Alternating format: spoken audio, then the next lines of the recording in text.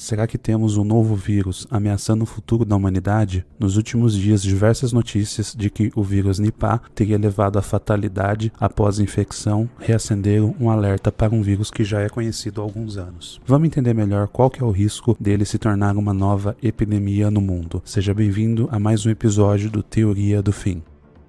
Antes de começar, considere apoiar o canal, tem um QR Code na tela e o link na descrição. Também não se esqueça de deixar o like, seguir e se inscrever no nosso canal no YouTube ou no Spotify e compartilhar com seus amigos que acham esses temas interessantes. Na última semana, a notícia de que um garoto indiano de apenas 14 anos perdeu a vida devido ao vírus Nipah reacendeu a discussão sobre o risco desse vírus. O governo indiano informou que mais de 200 pessoas estão sendo monitoradas devido ao risco de infecção com esse vírus, visto que ele pode ser muito infeccioso e o que mais preocupa, a taxa de mortalidade dele é superior a 50%, podendo chegar até 75%.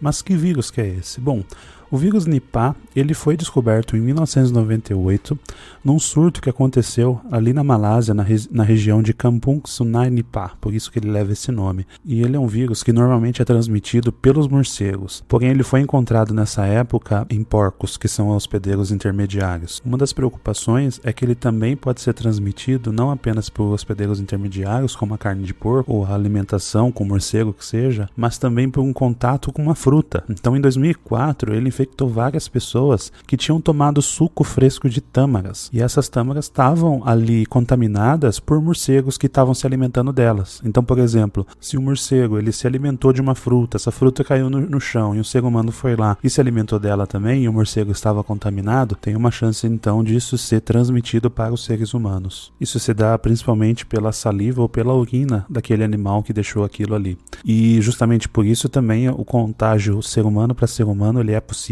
Então foram observados vários casos entre familiares, né, que conviviam ali, e possivelmente pela saliva principalmente, como se fosse então bem similar a um vírus respiratório. Isso também indica que esse vírus ele é um pouco diferente do Covid. A gente sabe que o Covid, por exemplo, ele não sobrevive por muito tempo em superfícies, né? Então geralmente ele não fica tão ativo durante tanto tempo, tanto que no começo da pandemia muita gente se preocupava em desinfectar ali utensílios ou outras coisas, mas esse tipo de infecção hoje em dia a gente sabe que ela não acontece tão fortemente quanto aquela por aerosol, né? Ou seja, pelo espirro, pelo contato direto, já que o vírus do coronavírus ele não é tão eficiente em sobreviver nessas superfícies, enquanto esse vírus ele demonstra ser ali mais resistente nesse sentido, mas ainda as pesquisas não estão tão avançadas, e o que mais preocupa de tudo isso é que ele tem uma mortalidade muito alta, né? Então, como eu comentei, de 50% a 75%, e não existe tratamento ou vacina específico para esse vírus. Fazendo um comparativo então com o coronavírus, né, com o Covid-19 que teve essa pandemia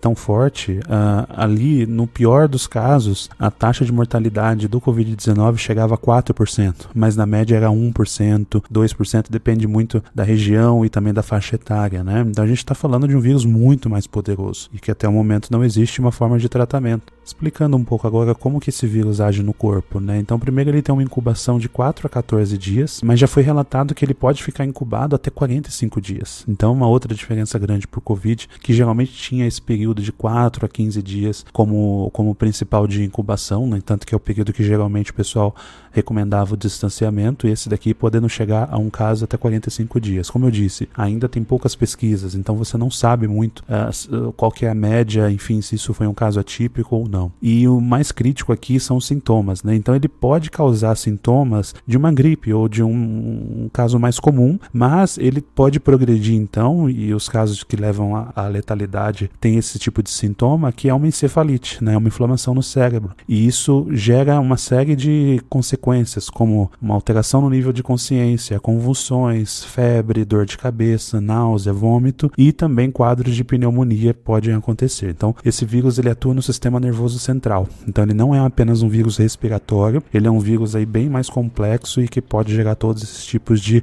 problema. E isso isso acaba gerando também uma dificuldade de você identificar ele no começo, porque como são sintomas inespecíficos, o diagnóstico ele acaba sendo não preciso. Então são sintomas ali que podem acometer as pessoas por diversas outras causas. Isso leva também a uma dificuldade no diagnóstico rápido desse vírus. Após esse caso na Índia, lá no estado de Kerala, esse estado ali definiu diversas ações para poder lidar com esse problema, né? Então cerca de 60 pessoas foram identificadas como tendo contato com esse menino, com esse garoto que acabou perdendo a vida, e eles estão isolados, né, numa categoria aí de risco alto para ter essa doença, então eles estão sendo observados, e eles estão também sugerindo para as pessoas na área utilizarem máscaras como uma forma de proteção e também evitar a ida desnecessária ali a hospitais. Lembrando que esse estado tem mais de 30 milhões de habitantes, então é um risco real ali, ainda mais num país como a Índia, que é um país muito grande, e a gente sabe que existe uma cultura ali muito próxima a animais domésticos, que pode ser uma das formas de contágio desse vírus, né? E o que hoje é recomendado para você prevenir isso e tentar reduzir esse impacto é, em primeiro lugar, reduzir então o contato direto com morcegos, que é o animal primário, vamos dizer assim, que esse vírus vai estar instalado, e evitar também o acesso desses morcegos a comidas frescas, né? A frutas, né? Principalmente a gente está falando aqui, mas a qualquer outro tipo de comida, porque uma vez que ele tem acesso, ele pode contaminar, a pessoa não perceber e acabar consumindo. Então, mesmo que ela não esteja consumindo o morcego em si, que é uma coisa que já foi discutida muito na época do Covid, né? Se isso poderia ter sido a origem do vírus ou não, mas se ela consumir algo que o morcego teve contato, como uma fruta, isso poderia gerar um impacto muito grande, e sobretudo nesses países ali que tem essa cultura muito forte de produção de fruta, enfim, e ao mesmo tempo essas espécies que pode estar gerando. Ao mesmo tempo, animais domésticos como um porco e outros tipos de mamíferos poderiam também acabar tendo esse tipo de contato, então você lidar com esses animais doentes ou até fazer o consumo ali dele, isso poderia ter um problema, né? Sobretudo nos casos em que a carne não está bem cozida, e também a questão do contato humano, né? Que nesse momento, principalmente as pessoas que trabalham dentro de hospitais que fazem esse atendimento, e obviamente as pessoas que estão próximas ali de pessoas doentes. Tá, mas qual o risco real disso se tornar uma pandemia e disso se alastrar para o resto do mundo? Bom, desde que o vírus foi descoberto ali em 98, ocorreram alguns surtos, principalmente na Ásia, e esses surtos eles não se alastraram. Isso quer dizer que isso não vai acontecer? Não. Isso quer dizer que foi possível controlar ele naquele momento, e talvez, isso é só uma possibilidade, eu não tenho nenhum estudo para embasar isso, pode acontecer algo que acontece com o Ebola lá na África, né?